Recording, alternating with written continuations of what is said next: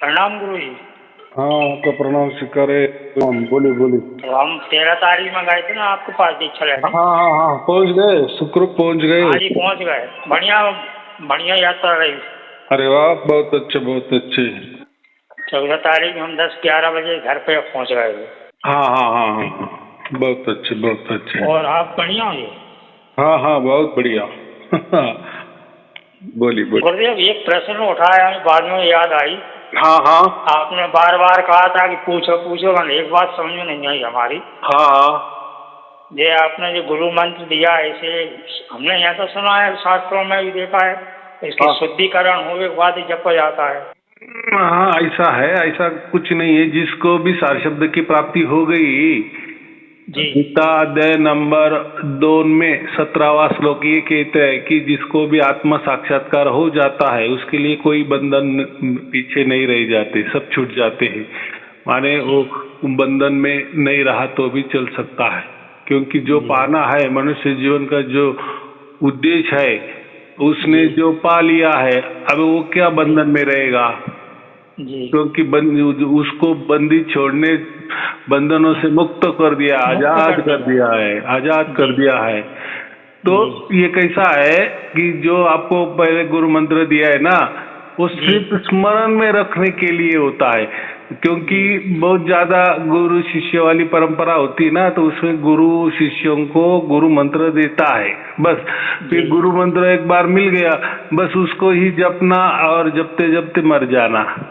तो ये पहली वाली परंपरा थी। लेकिन अभी का जो युग है वो तो एकदम टेक्नोलॉजी वाला युग है ना। ऐसा थोड़ी कोई मानेगा कि ऐसा कोई मंत्र तो यही के है, 52 अक्षर वाले है, किसी ने तो भी तैयार किए होंगे, किसी ग्रंथ में रखे होंगे, वही उन्होंने पढ़े होंगे, या खुद ने वो मंत्र को बना लिया होगा उसके हिसाब से, उसके अर्थों के हिसाब से, और वो फिर लोग शिष्यों को देता है।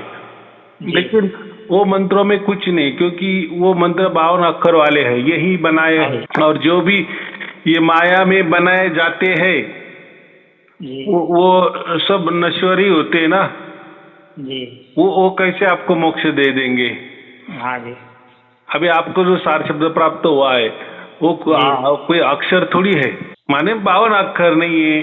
जैसे हमारे भारत के 52 अक्षर है, माने हिंदू धर्म में जो हम देवनागरी कहते हैं ना, देवनागरी लिपि में या हिंदी के 52 अक्षर होते हैं। वैसे चाइना के 225 अक्षर होते हैं। तो हर देश के अलग अलग अक्षर है, हर भाषा के अलग अलग अक्षर है। इंग्लिश के 26 अक्षर है। तो कोई भी हो, इंग्लिश वाले अक्षर हो, हिंदी वाले हो, संस्कृत वाले हो, मलयालम हो, तमिल हो, कन्नड़ हो, कुछ भी हो, सब यही का मामला है ना जी। तो उसमें जो भी मंत्र बने हैं तो वो सब नश्वर ही है। नश्वर से बने मंत्र नश्वर ही होंगे ना जी। और वो नश्वर का ही लाभ देंगे जी। और मोक्ष ये बात तो कोई नश्वर में आती नहीं है, आती नहीं है। और वो कोई हमारे हाथों का खेला भी नहीं है जी। वो तो एक गोल्ड मेडल है ना। मोक्ष माने क्या है, वो एक गोल्ड मेडल है। और वो कौन देता है? जी परमात्मा देता है ना। जैसे ओलंपिक में हम खेलते हैं तो जो जीतता है उसको गोल्ड मेडल दिया जाता है। जीतने वाला खुद अपने पास से गोल्ड मेडल तैयार करता है क्या? नहीं ना। माने वो गोल्ड मेडल देने वाले अलग होते हैं, लेने वाले अलग होते हैं। वैसे ये मोक्ष जो देने वाला एक अलग होता है, लेने वाला अलग होता है। और मोक्ष देने का काम परमात्मा का होता है। हमारे से या कोई गुरु या कोई हड़मास का गुरु या कोई मृत गुरु या जो कोई हो गया है या कोई देवी या कोई देवता, माने जो आकारों में है, सगुण साकार में है, वो उसका अधिकार ही नहीं है। बराबर। तो मोक्ष देने का अधिकार परमात्मा को होता है और उसकी तरफ से ही होता है। कुछ भी हो उसकी तरफ से होता है। हमारी तरफ से कुछ नहीं। और ये जो मंत्र तंत्र है ये सब हमारी तरफ से होते हैं, हमने बनाए हैं, हम उसका उपयोग करते हैं। जी तो वो जो गुरु मंत्र है वो तो हमने वेदों से लिया है, आओ बराबर। और लोगों को दिखाते भी है। अभी आपने उस दिन आए तो आपने अगर वो सवाल किए होते कि ये मंत्र कहाँ से लिए, तो हम दिखाते भी है। बहुत सारे लोग इसके पहले आ गए तो हम हमारे जो किताबें या जो ग्रंथ वो वही रहते हैं, हम ताबड़तोड़ देख लेते हैं, माने दिखा देते हैं। जी लेकिन मतलब क्या है, प्रमाण की जरूरत नहीं है, प्रमाण की जरूरत नहीं, बोलते ना इतना ही डायरेक्ट हो जाए शुद्धि अशुद्धि का। हमने कहा कि हम तो हैं ड्राइवर आदमी, गाड़ी हम तो चलाते हैं, कभी कभी 4-4, 5-5 दिन होते हैं नहा भी नहीं पाते। बाहर वासी ज्यादा चलती है हमारी गाड़ी। ऐसा है कि जो गुरु मंत्र होता है ना जी उसके लिए ये जो आपने कोई नियम कहे ना कि स्नान करना चाहिए, ऐसा ना, मैंने तो उस दिन भी क्या कहा, जो राजयोग भी है ना, आपने अभी राजयोग की दीक्षा लिया तो वो राजयोग भी हमने क्या कहा, चलते फिरते घूमते हंसते खेलते खाना खाते टीवी देखते बातचीत करते सब क्रिया करते, अच्छे क्रिया बुरा क्रिया, जी अच्छे कर्म बुरे कर्म, जी सत्य हो झूठ हो, हर परिस्थिति में चाहे आप टॉयलेट भी कर रहे हो जी उसी में भी वो कर सकते। क्या अब ऐसा क्यों? तो वो कोई शरीर का मामला नहीं ना, वो आत्मा से जुड़ा हुआ मामला है, परमात्मा से जुड़ा हुआ मामला है। तो परमात्मा का कोई शरीर थोड़ी होता है। हाँ जी, नहीं होता है।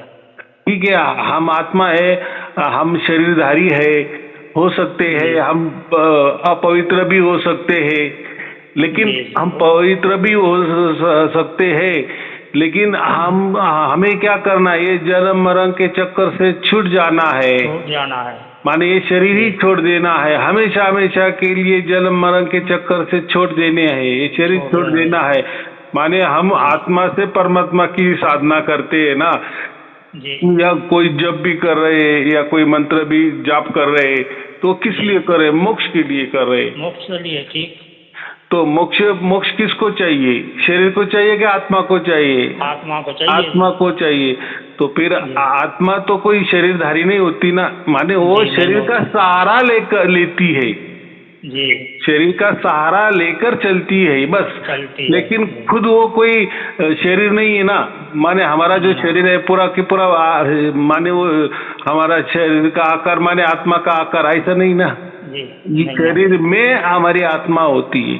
तो हमारे आत्मा के कल्याण के लिए, आत्मा को जन्म मरण से छुटाने के लिए इसलिए वो मंत्र होता है। तो वो जो मंत्र है आप कहीं भी किसी भी हालत में कर सकते हैं। अभी आपने तो बहुत अच्छी बात है, आपको तो 7 शब्द भी प्राप्त है और आपने राजयोग की दीक्षा भी ले ली है और बीच में आपको गुरु मंत्र भी मिल गया है, तो आपकी शक्ति कितनी अपार हो गई। तो अभी बात ऐसी है, हाँ अभी बात ऐसी है कि अभी गुरु मंत्र सिर्फ स्मरण में रखना है कि हमें गुरु जी ने मंत्र दिया है बस, उसके सिवाय उसका कोई वैल्यू नहीं है। माने वो आपने गुरु किया है इसकी वो निशानी होती है। जो भी गुरु करता है तो गुरु मंत्र देता है, वो एक निशानी है। और वो निशानी किस लिए होती है? बहुत सारे जो गुरुआ लोग होते हैं ना, तो वो थोड़ी ऐसा करते हैं कि पहले उनको परमात्मा का साक्षात्कार करवाते हैं और फिर गुरु मंत्र देते हैं। ऐसा तो कहीं नहीं देखा ना, वो तो सबको दे देते हैं और कहते हैं कि ये मंत्र जपते चलो रटते चलो और फिर आपको परमात्मा की प्राप्ति हो जाएगी, बराबर। अभी हमारा यहाँ उल्टा हो गया। उल्टा माने हमने पहले परमात्मा की प्राप्ति हो गई और बाद में मैंने गुरु मंत्र दिया है सबको, गुरु मंत्र दिया है, बराबर। मैंने पहले ही कहा था कि जिसको 4 शब्द की प्राप्ति उसको हम गुरु मंत्र दे देंगे, क्योंकि जिसको 4 शब्द की प्राप्ति हो गई, जिसका विश्वास हो गया कि हाँ ये गुरु जी की वजह से हो गया है, गुरु जी के प्रवचन सुनने से हो गया, तो कुछ भी हो थोड़ा क्रेडिट अगर गुरु को देता है और वो गुरु मानता है तो गुरु का भी काम होता है कि उसे कुछ तो भी गुरु मंत्र दे दे, बराबर। और गुरु मंत्र भी क्या होता है, जो आपको सार शब्द है, वो जो सच्चिदानंद घन परमात्मा है, उसको नमस्कार करने का ही मंत्र होता है ना। जी हाँ जी। वो तो कोई अलग थलग तो कोई मंत्र माने वो जो गुरु मंत्र है वो कोई धर्म का है या कोई पंथ का है या कोई आत्मा वाला है कि मैं आयत आत्मा या मैं ही ब्रह्म हूँ या मैं खम ब्रह्म हूँ वगैरह वगैरह, या ऐसे कोई उपनिषद वाले मंत्र नहीं है, वो तो वेदों वाला मंत्र है। और उसमें क्या लिखा है, यही लिखा है कि जो सच्चिदानंद घन परमात्मा है उसको मेरा बारंबार नमस्कार। बस माने वो सार शब्द का ही एक ट्रांसलेशन है ना जी। माने वो सार शब्द क्या है, तो कोई पूछेगा तो हम बोलेगा बस वो सच्चिदानंद परमेश्वर को हम नमस्कार करते हैं, उसका मतलब ये माने हम शरण गए हैं, परमात्मा को शरण गए हैं और परमात्मा ने हमें उसकी गोद में उठा भी लिया है, माने हमें शरणागत भी कर लिया है, शरणागति दे दी है। किसने दे दी है? परमात्मा ने दी। हाँ, हम उसके शरण में चले गए हैं और उसने शरणागति मान्य भी की है, इसलिए तो सार शब्द प्रकट हो गया ना। तो वो सार शब्द हो गया। और चलो वो भी जाने दो, अभी ये राजयोग है, तो राजयोग में क्या है, वो तो भक्ति वाली बात है ना। ये देखो, योग का अर्थ क्या होता है? भक्ति। योग का अर्थ होता भक्ति। भक्ति माने क्या? भक्त माने हम किसको कहते हैं? जो परमात्मा से विभक्त ना हो, कभी भी विभक्त ना हो। इसलिए गीता में हर जगह अनन्य शब्द का उपयोग किया है, निरंतर शब्द का उपयोग है। अनन्य का माने मतलब क्या होता है? परमात्मा के सिवा दूसरा कोई नहीं। अभी देखो इसमें कितना अर्थ छिपा है। वो क्या कह रहा है, अगर तुम्हें परमात्मा को शरण जाना है, तुम तुम्हारे दुख को छुटकारा पाना चाह रहे हो, जन्म मरण के बंधन से छुटकारा पाना चाह रहे हो, मोक्ष पाना चाह रहे हो, तो इसके लिए क्या बताया? शरणागति। किसको शरणागति? परमात्मा को शरणागति, ना किसी गुरु को शरणागति, ना कोई हरमास के गुरु को शरणागति, स्वयं परमात्मा को शरणागति। तो राजयोग में वही सिखाया जाता है, शरणागति। लेकिन अभी ऐसा है, फिर कृष्ण क्या कहते, तू जब मुझे शरण आ जाएगा, अनन्य, ऐसा शरण आना चाहिए कि अनन्य और निरंतर, ये दो शब्द गीता में सबसे ज्यादा प्रचलित है। अनन्य का मतलब बस मेरी शरण में, माने परमात्मा की शरण, परमात्मा का अलावा किसी के भी शरण में नहीं जाना। अभी देखो, इसका अर्थ ऐसा होता है कि नहीं मैं अच्छा कर्म करूंगा, माने मैं कुछ किसी कर्म करते रहा, कर्म के शरण में नहीं। मैं कोई ज्ञान, बहुत सारा ज्ञान ले लूंगा, ज्ञान के शरण में जाऊंगा नहीं, ग्रंथ के शरण में जाऊंगा नहीं, हरवास के गुरु के शरण में जाऊंगा नहीं, किसी भक्ति के शरण में जाऊंगा, कोई भक्ति करूंगा वो भी नहीं। मैं अभी किसी अच्छा काम करूंगा उसकी शरण में जाएंगे वो भी नहीं, कोई मैं पाप कर्म करूंगा उसकी शरण में जाऊंगा वो भी नहीं। माने अनन्य का मतलब वो होता है बस मैं और मैं और मैं। और लास्ट में क्या कहा? सर्व धर्म परित्याग करो। तुम क्या करो? सर्व धर्म का परित्याग करो और मेरी शरण में आ जाओ। अभी इसमें देखो, इसमें भी गुण है। हम बोलेंगे यार मैं तो बहुत पापी हूँ, चलेगा, कोई बात नहीं। मैं बहुत पुण्यवान हूँ, चलेगा। मैं तो ये धर्म वाला नहीं हूँ, चलेगा। मैं ऐसा हूँ, चलेगा। मैं वैसा हूँ, चलेगा। माने तुम कैसे भी हो, पापी हो, पापी के पापी हो, बहुत सारे पुण्य वाले हो, बहुत दिखने में भी सुंदर हो, या बहुत राक्षस वृत्ति के हो, कैसे भी हो, कैसे भी हो, कैसे भी हो, वो उसका अर्थ होता है सर्व धर्म परित्याग करो। जी माने किसी कर्तव्य का तुम बोलो मत कि मैं ऐसा हूँ, मैं तो ये करता हूँ। कर्तव्य जी का मतलब धर्म होता है। जी तो सब धर्म फिर अच्छे जी धर्म हो, बुरे धर्म हो, वो लाना ही जी नहीं बीच में। सब जी धर्म का परिधर्म, सर्व माने कुछ भी धर्म कुछ भी हो। शेष नहीं रहने चाहिए, पूरे जी खाली होके, शून्य होके जी मेरी शरण में आ जाओ। आ जाओ। अभी सोचो कितना बढ़िया कह दिए है। जी वो लोग कहते हैं कि हमारे फिर वो संचित है, प्रारब्ध बुरे है, वो मिट जाएगा। वो भी कहा, वो भी एक धर्म में भी आ गए ना।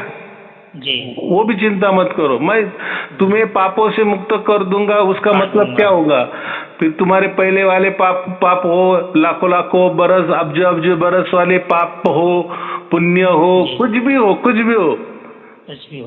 ऐसा नहीं कि पाप ही पुण्य भी, सब सब जीरो कर देना है ना, कुछ रखना नहीं। ऐसा जी नहीं कि पाप हे परमात्मा, पाप मुझे पाप जो है वो माफ कर दो और जी पुण्य रखो। नहीं नहीं नहीं नहीं, फिर वो जी शरणागति नहीं होगी, क्योंकि पुण्य भी रह जाएंगे तो फिर आपको स्वर्ग में जाना पड़ेगा, या उसको जी उसके सुख जो होते हैं वो भोगने पड़ेंगे, उसके भोगने लिए पड़ेंगे। वापिस जन्म लेना पड़ेगा।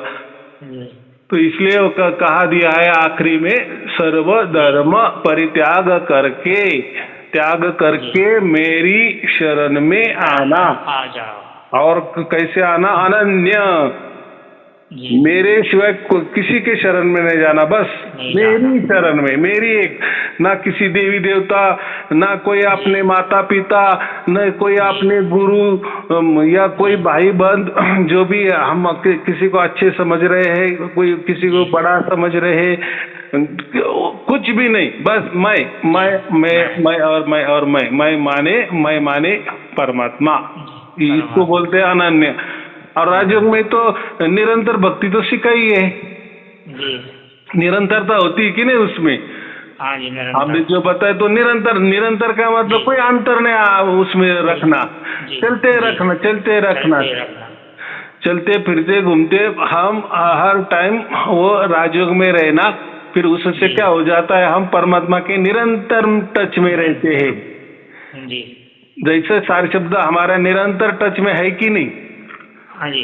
लेकिन जिसको ऐसी सार बात कर शब्द, लेंगे। हाँ, जिसको सार शब्द की प्राप्ति हो गई है, उसको जी निरंतरता क्या होती है ये माहिती है, उसको मालूम है, जी या जी उसको प्रैक्टिकल हो उसमें है ही ना, हाँ जी। या अनन्य का भाव भी उसके उसमें उसको मालूम है कि नहीं, मेरे में जो परमात्मा अभी जो जागृत हो गए हैं, या मैं जी परमात्मा के जो शरण में गया हूँ, या मुझे जी परमात्मा का साक्षात्कार जो 24 घंटा हो रहा है, तो वो भी जी एक प्रकार का अनन्य भाव या हो गया ना। वह तो जी परमात्मा है, हमारे जी अंदर कौन प्रकट हो गया? परमात्मा ही प्रकट हो गया ना, उसके द्वारा प्रकट जी हो गया है। कोई अन्य जी देवी देवता प्रकट नहीं हुआ। कोई बोलेगा शिव प्रकट हो गया, कोई बोलेगा ब्रह्मा जी प्रकट हो गया, नहीं। कोई बोलेगा कृष्ण प्रकट हो गया, नहीं। कोई बोलेगा कोई विष्णु प्रकट हो गया, नहीं। परमात्मा प्रकट हो, परमात्मा प्रकट हुआ है। उसको भी अनन्य। लेकिन जिसको सार शब्द ही प्राप्त नहीं है, उसके जी लिए तो अनन्य शब्द समझता नहीं है, जी निरंतरता समझ में नहीं आती, अखंडता समझ में नहीं आती। तो हाँ जी इसीलिए जो राजयोग होता है उसके लिए कोई जो श्वास उच्छ्वास का माने जी प्राणायाम का कोई हम सहारा लेते नहीं, बराबर? हाँ जी या नहीं उसमें कोई जी अजपा वाली बात नहीं है, सांसों वाली जी बात नहीं है। नहीं है। हाँ, तो इसलिए वो उससे अलग किया, क्योंकि श्वास ये तो खुद टूट जाता है ना। हाँ जी टूट जाता है। लेकिन राजयोग में श्वासों का कोई खेला भी नहीं है, खेला ही वो नहीं है। उसको उसका आ रहा है, वो उसका जा रहा है। जी उसी में हम तो आपको श्वासों में भी अटकाते नहीं है, चिपकाते नहीं है। और जी आजकल के जो भी जितने भी गुरु आए वो ज्यादातर श्वासों में अटकाते हैं ना। सांसों में ही अटका है। हाँ जी हाँ, पूरक करो, कुंभक करो, जी मंत्र ऐसा जपो, ऐसा जपो, श्वास छोड़ते जी हुए ऐसा मंत्र जपो, श्वास लेते हुए ऐसा मंत्र करो, कुंभक में जी ऐसा मंत्र रखो, वगैरह वगैरह वगैरह। लेकिन जी हमारा ये राजयोग में वो बात ही नहीं है, जी बराबर? नहीं है। जी और अभी का कल मैंने वो जो दिया वो बताया जी ना, कि महाभारत में जो गीता गोरखपुर प्रेस गीता प्रेस में जो महाभारत मिलती है वो सबके पास भी है, उसमें भी कहा है ना, कुछ दुआ गोले ही कर रहे हैं। हाँ, उसमें क्या कहा है कि गीता 745 श्लोकों की है ना। हाँ, और आजकल जो भी गीता उपलब्ध है वो कितनी 700 श्लोक की उपलब्ध है। हाँ जी, हाँ जी, उसमें कुछ गोल कर रहे हैं। महाभारत से वो मैच नहीं खा रहे, जैसे युधिष्ठिर के बोले वो भी गोल कर दिया है ना, ऐसा है। हाँ, तो ऐसा है कि खुद महाभारत में ये लिखा है, भीष्म पर्व में श्लोक नंबर 4 में लिखा है कि गीता के कितने श्लोक है, और उसमें ये बताया गया है कि भगवान वाच माने श्री कृष्ण के कितने श्लोक है, अर्जुन के कितने श्लोक है, संजय के कितने श्लोक है जी, और जो माने ये सबका उन्होंने टोटल दिया है। संख्या बताइए तो उसमें कितनी संख्या बताइए? 745। हाँ जी, 745। और आजकल के जितने भी गीता है उसमें कितना है? 700 ही श्लोक है ना। हाँ जी। तो वो जो 45 जो श्लोक है वो राजयोग के प्रैक्टिकल वाले श्लोक थे। अभी फिर हम बोलेंगे कि व्यास मुनि ने क्यों नहीं दिया? महाभारत में इतना बता भी दिया कि गीता के इतने श्लोक है, लेकिन प्रैक्टिकल उन्होंने अलग गीता निकाली जी, उसमें तो वो उतने श्लोक नहीं है। तो उनका भी वही कहना है ना कि जो गुह्यतम बताया है, और गुह्यतम मैंने क्या कहा, एक गुह्य होता है, दूसरा होता है गुह्यतर, दूसरा तीसरा होता है गुह्यतम। लेकिन गीता में क्या लिखा है? सर्व गुह्यतम। देखो, गुह्यतम में सर्व गुह्यतम, जितने भी गुह्यतम हो गए जी, तो उसमें का ये जो ज्ञान है, माने ये राजयोग वाला जो ज्ञान है, उसमें ज्ञान है, इतना वो छुपा के रखा है।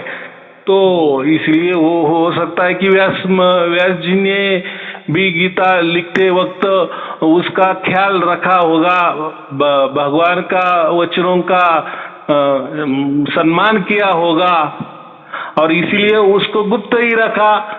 वो जो 45 जो श्लोक है, 45 श्लोक है, वो नहीं लिखे। तो अच्छी बात है ना जी। चलो, कभी न कभी वो हमारे इसमें आ गए और हमने वो प्रकट कर दिए। हमने श्लोक नहीं प्रकट किए, वो प्रैक्टिकल प्रकट कर दिया। चलो, हमारे हाथों में आना चाहिए था, परमात्मा ने वो हमारे हाथों में दे दिया। तो अभी ऐसा कुछ तो भी तो समझना पड़ेगा कि नहीं जी। और मैंने जब ये 4 महीने पहले जब मुझे ये वरदान मिल गया परमात्मा के द्वारा, तो मैं वही कहता था कि गीता अध्याय नंबर 9 में तो स्पष्ट बताया कि हे अर्जुन, मैं ये योग इसको दिया, उसको दिया, और अभी ये योग मैं तुझे ज्ञान सहित विज्ञान सहित तुझे मैं बता रहा हूँ। ये ज्ञान माने ये योग का ज्ञान विज्ञान सहित तुझे मैं बता रहा हूँ। अभी बता रहा हूँ तो विज्ञान सहित, वो तो वहाँ कहीं लिखा नहीं है, माने प्रैक्टिकल वहाँ कुछ आया ही नहीं है। तो वही हमें समझता है ना कि ऐसा कैसा क्या। अगर गीता में पहला ही श्लोक अगर वैसा लिख दिया है कि ये राजयोग का गुह्यतम, सर्वगुह्यतम में सर्वगुह्यतम जो है, वो जो राज है उसका ज्ञान मैं तुझे प्रैक्टिकल में बताने वाला हूँ। ये ज्ञान, योग का ज्ञान, राजयोग का ज्ञान मैं तुझे विज्ञान सहित बताता हूँ। ऐसा तो कर दिए, लेकिन बताया नहीं ना जी। हाँ, तो वहीं से हमें समझने चाहिए कि हाँ, यहाँ कुछ तो भी गड़बड़ है। यहाँ तो सिर्फ थ्योरी लिखी है, जानकारी लिखी है, माहिती लिखी है, इंफॉर्मेशन लिखी है, लेकिन थ्योरी प्रैक्टिकली उसमें नहीं दिया है। जी माने प्रयोग उसमें बताया ही नहीं, वो विज्ञान बताया ही नहीं। हाँ जी। अब अभी विज्ञान का अर्थ क्या होता है? विज्ञान का अर्थ भौतिक, भौतिक का अर्थ क्या होता है? शरीर। माने ये ब्रह्मांड ये भी भौतिक है जिसको आकार है। तो वो परमात्मा अगर कृष्ण अर्जुन को बता रहा है, माने वो विज्ञान माने उसके शरीर के ऊपर उन्होंने करके दिखाया ना जी शरीर तो भौतिक है कि नहीं? जी तो फिर वो जो ज्ञान है वो विज्ञान सहित जो बताया गया है, तो माने अर्जुन के ऊपर वो साधना माने वो बताई होगी, ऐसा ही उसका अर्थ है। लेकिन जो बताया है, जो प्रैक्टिकल बताया है, वो श्लोक ही दिए नहीं है जी। आज क्यों दिए नहीं? तो व्यास मुनि ने भी ऐसा समझो, व्यास भगवान व्यास ने उनको भगवान भी कहते हैं, लेकिन जो महर्षि व्यास जी है उन्होंने भी परमात्मा का मान रखा, परमात्मा के वचनों की कदर किया कि इतना बड़ा परमात्मा ने अगर कहा है ये गुह्यतम है, तो हम क्यों उसको विज्ञान सहित बता दे? नहीं बताना, नहीं बताया।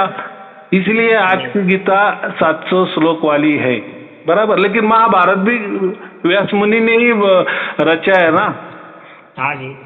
हाँ, और व्यास मुनि ने खुद कहा कि गीता के इतने श्लोक है, लेकिन प्रैक्टिकल में गीता में उन्होंने वो श्लोक हटा दिए, माने नहीं बताए। परमात्मा का माने कृष्ण का सम्मान किए। और ऐसा भी कहा जाता है कि ये जो गीता है ना, ये कोई महाभारत वाली गीता नहीं है, ये पहले माने रामायण के पहले, त्रेता युग के भी पहले लिखी गई है। ये तो ऐसा समझो कि वो ऐड किया है। देखो लेखक जो होता है ना, वो भी उसने ही रामायण लिखा, उसने ही महाभारत लिखा, उसने ही महापुराण लिखे हैं। तो वो उसकी सोच होती है किसमें क्या डालना, किसमें क्या नहीं डालना, बराबर। तो उनका ही गीता है, और वो गीता ऐसा कहते हैं कि वो त्रेता युग के पहले ही, सतयुग में ही वो गीता लिखी थी। बस इसको वो महाभारत में तो उसको पात्र के हिसाब से उसने वो बिठा दिया। वो कुछ भी हो, हमें उस पर कोई लेना देना नहीं है। लेकिन हमें इतना ही लेना देना था कि राजयोग जो है वो प्रैक्टिकल में हमें परमात्मा ने दिया, बस उसका ही हमें आनंद है। तो राजयोग करते रहो, फिर राजयोग में आपके सब कुछ जो पाप है, देखो जो सार शब्द में तो हमारे जो संचित पाप थे वो तो पूरे मिट गए थे। लेकिन जिसको राजयोग प्राप्त नहीं है, तो जिसको सार शब्द प्राप्त नहीं है, तो उन्होंने अगर राजयोग लिया तो फिर उनके पाप समूल नष्ट हो जाएंगे, बराबर। ऐसा गीता में लिखा है, मैं तुझे सभी पापों से मुक्त करूंगा। सभी का मतलब क्या होता है? समस्त, पिछले अगले पिछले सब अभी वाले क्या, इसके पिछले क्या, आप सब भूतकाल के भी पाप मैं तुझे नष्ट कर दूंगा। तो फिर राजयोग से वो होता है, तो वो भी एक फायदा है ना।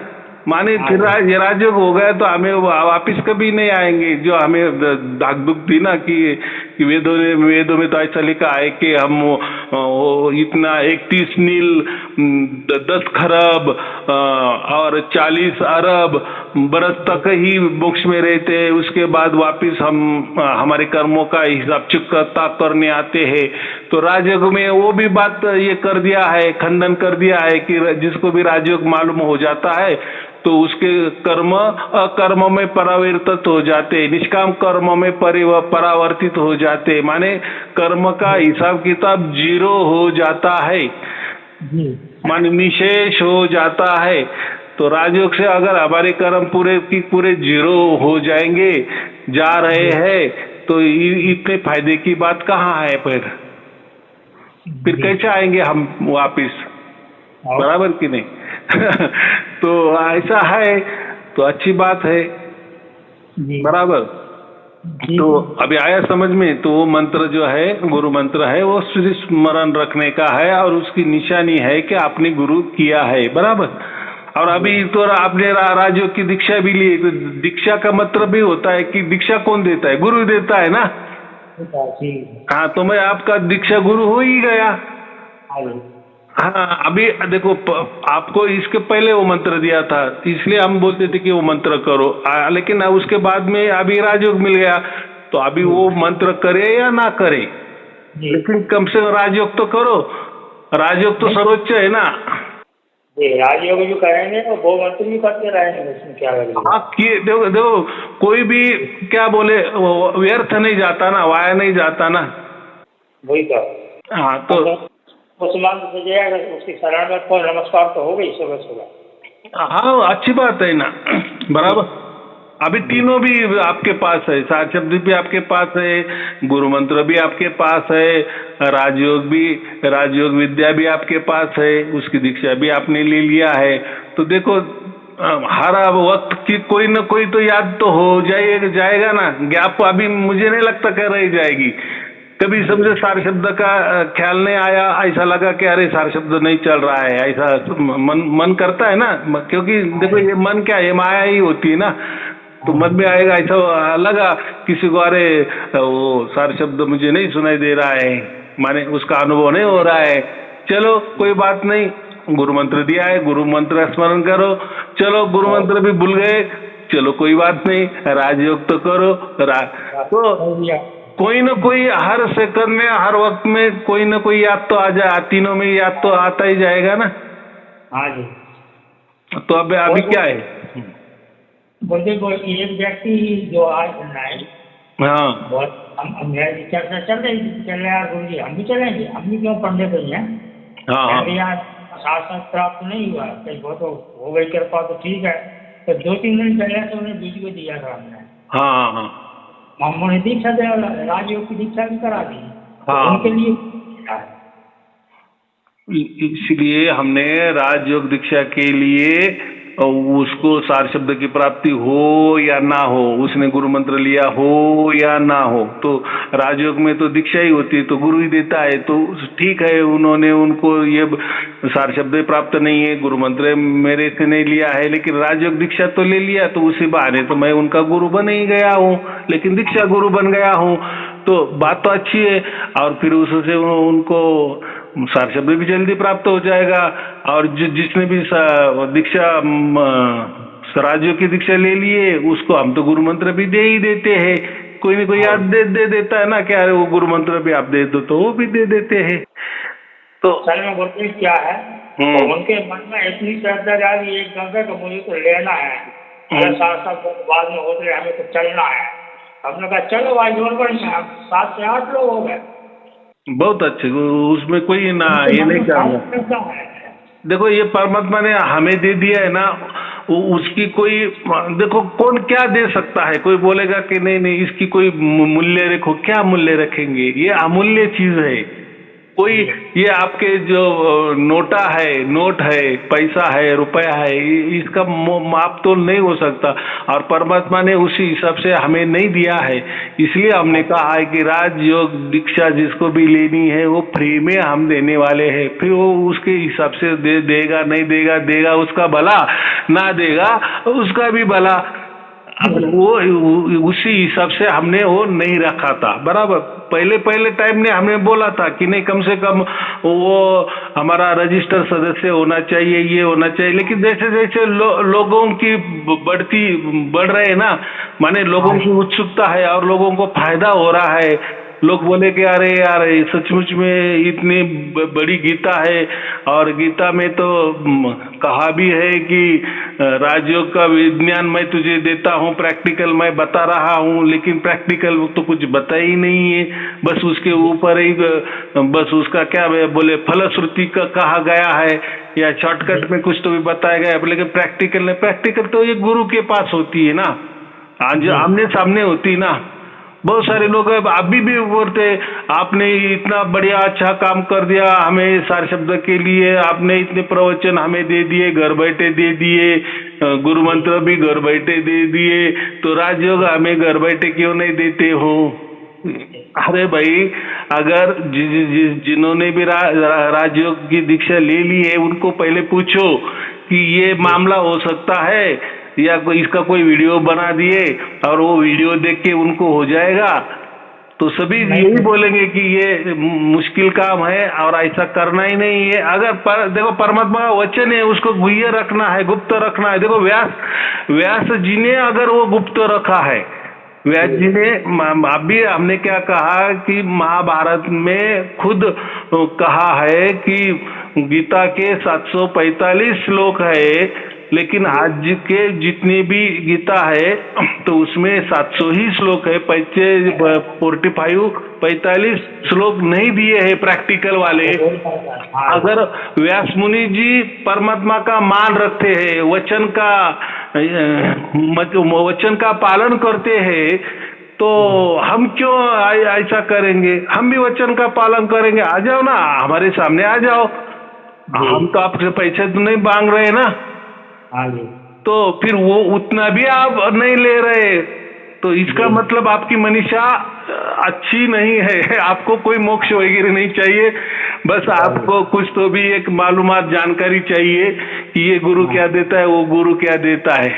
तो ऐसा नहीं है। जिसका सचमुच में भाग्य, देखो ये भाग्य का ही काम है, जिसका भाग्य वही आएगा और राजयोग की दीक्षा ले लेगा। बराबर, कोई आर्ट नहीं, कोई शर्त नहीं, कोई पैसे का लेन देन नहीं, कुछ नहीं।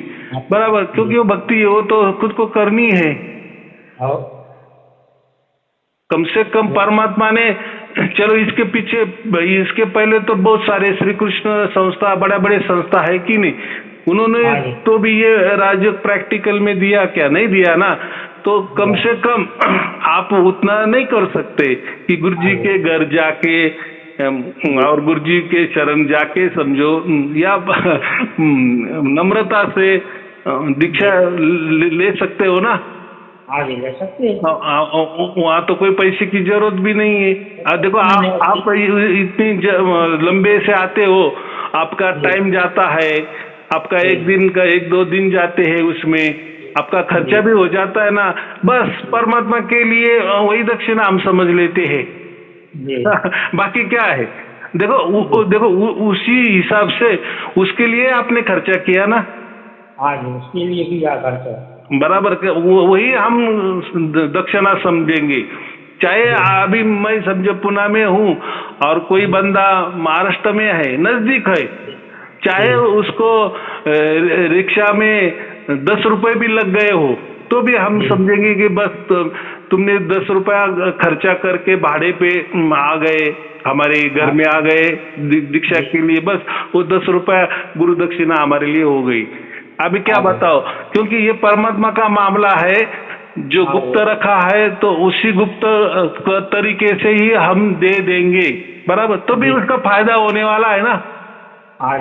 ऐसा समझो वीडियो भी निकाल दिए, तो ऐसा कुछ बता भी दिए, और तो उसको कुछ नहीं होगा या उसको कुछ समझ में नहीं आ जाएगा, तो फिर वो क्या कहेगा? उसके ऊपर वीडियो निकालेगा और परमात्मा की बदनामी करेगा, हमारी बदनामी करेगा, सबकी बदनामी करेगा ना। सबकी होगी, तो उसको मौका ही क्यों देना? हाँ, अगर उसने हमारे से लेकर अगर बाद में कुछ भी किए तो वो जाने और वो परमात्मा जाने, वो तो हमारे हाथ में नहीं होता। लेकिन जो सही तरीके से अगर व्यास जी ने भी परमात्मा का आदर किया है, वचनों का आदर किया है, उसी हिसाब से उन्होंने भी गीता में वो श्लोक नहीं बताए हैं, नहीं दिए हैं प्रैक्टिकली वाले श्लोक। तो हम भी क्यों ऐसे वीडियो निकालेंगे? वीडियो का मतलब ये कि हो जाएगा ना, हमने वो वचनों का आदर नहीं किया, सम्मान नहीं किया परमात्मा के वचनों के। और गीता में भी लास्ट में लिखा है ना, कितनी बार लिखा है। देखो यहाँ गीता में तो ठीक है, व्यास मुनि ने लिखी थी तो उन्होंने भी उसका आदर किया है, तो हम कौन बड़े लग गए? हम भी आदर करेंगे, आ जाओ हमारे पास, दे देंगे आपको, फोकट देने वाले हैं, सबको देने वाले हैं, परमात्मा का प्रसाद है, बांट रहे हैं, आप भी ले लो। लेकिन ऐसा आलस मत करो कि घर बैठे हमें मिलना चाहिए।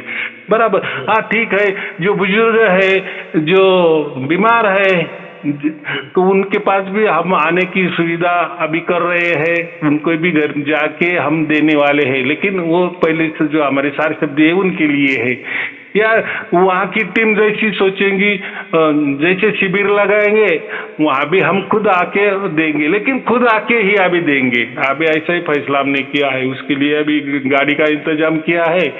जैसी गाड़ी आ जाएगी वैसे फिर हर जगह भारत भर में हर जगह छोटे छोटे शिविर लेंगे और उसमें राजयोग दीक्षा हम देते जाएंगे, बिना मूल्य देंगे, फ्री में देंगे, और क्या कर सकते हैं।